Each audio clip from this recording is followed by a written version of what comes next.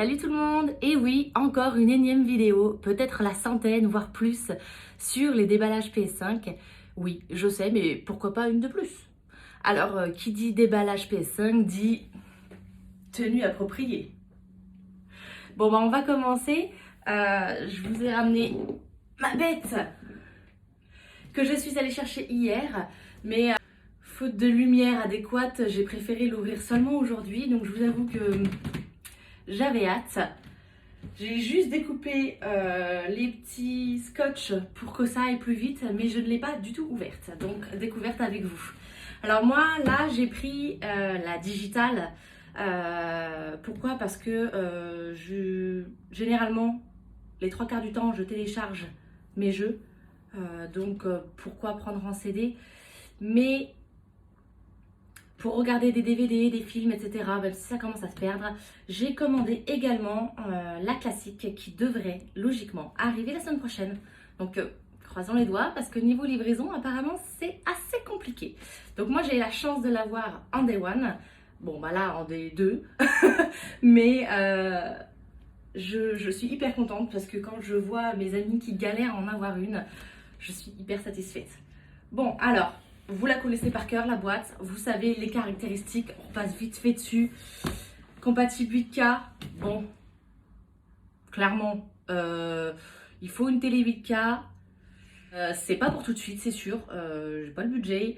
Mais on va y venir. Au fur et à mesure, on y viendra. Donc, à défaut, 4K. Hein, HDR, évidemment. Petite capacité. Oui. Bon, bah, on fera avec, au pire, on prendra un autre disque dur, on verra. On verra comment se passent les tailles, parce que 825 Go dedans, selon les tailles de jeu, je pense que ça peut être un peu compliqué, mais bon, on verra bien. Donc, petit tour, vite fait, la petite présentation magnifique. Allez, on l'ouvre, on n'a pas que ça à faire.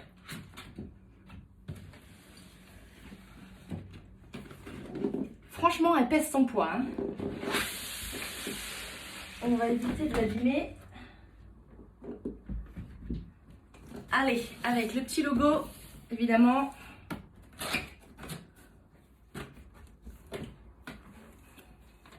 Hop. Ah oui, d'accord. Donc ça, c'est une première boîte. Première boîte. Hop. Allez, on va la mettre de côté. Évidemment, dans la première boîte, généralement, on est d'accord, c'est les connectiques. Les notices qu'on ne lit strictement jamais. Ah oui, alors, la prise d'alimentation. Prise d'alimentation, ils sont revenus à la prise qu'il y avait sur les PS4 standards. Contrairement à la PS4 Pro que j'ai là. Voilà. Donc pourquoi ils sont passés à ça? Il me semble que c'était pour une question de consommation, mais je ne suis pas sûre de moi. Donc, ça, on a évidemment, allez, oui, le socle de la PlayStation. Parce qu'on est d'accord, celle-ci, faut peut-être mieux la mettre debout, hein, verticale, je pense qu'elle sera beaucoup plus jolie. Donc ça se présente comme ça. À voir comment ça s'installe. Le petit câble HDMI, ça peut servir. Et la DualSense. Oh putain. Alors effectivement, ça change. La taille n'est pas du tout la même. Ah, il y a des sortes de grippes un peu derrière. Ça glisse vraiment moins. Très agréable, beaucoup plus grosse. J'avais un peu peur de la grosseur parce que j'ai déjà joué sur Xbox, même si je suis pro PlayStation, j'aime beaucoup aussi Xbox. Mais la manette, j'ai beaucoup de mal parce que je la trouve très grosse, très compacte et du mal à la prendre en main. Et puis avec les joysticks qui sont décalés, ça me perturbe. Bon, peut-être parce que j'ai été habituée à PlayStation, mais ça me perturbe un peu. Les boutons un peu en transparence. Super joli, je vous montre. Je ne sais pas si vous allez voir. Voilà. avec le petit bouton PlayStation absolument magnifique. Et je ne sais pas si vous allez voir également, ça m'étonnerait fort. En fait, vous avez un grip derrière, vous n'allez pas voir là. Un grip derrière et c'est fait avec plein de petits sigles. Les petits signes PlayStation, la croix, carré, triangle, etc. Et rond, mais il n'y a pas etc. J'ai hâte de voir ce que ça donne en jeu, clairement. Parce qu'elle est hyper agréable. Hyper agréable. Ok, et dernière chose là-dedans, évidemment, le câble pour recharger la manette. On passe à la bête.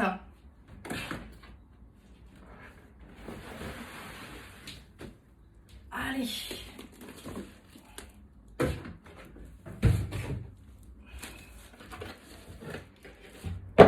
Franchement, elle est lourde. Et elle est énorme.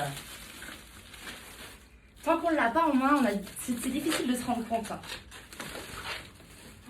Elle est énorme. Oh la vache, elle est trop belle.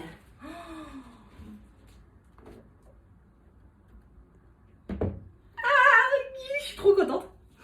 Je suis trop contente. Elle est vraiment trop canon. Trop canon. Je vous montre évidemment le logo qui est un gravé, enfin gravé, non, j'ai des bêtises. Troué, ça y est, je sais plus. Bref, qui est troué. On va dire ça comme ça. Et ça fait pas blanc-blanc en fait. Ça fait blanc-gris.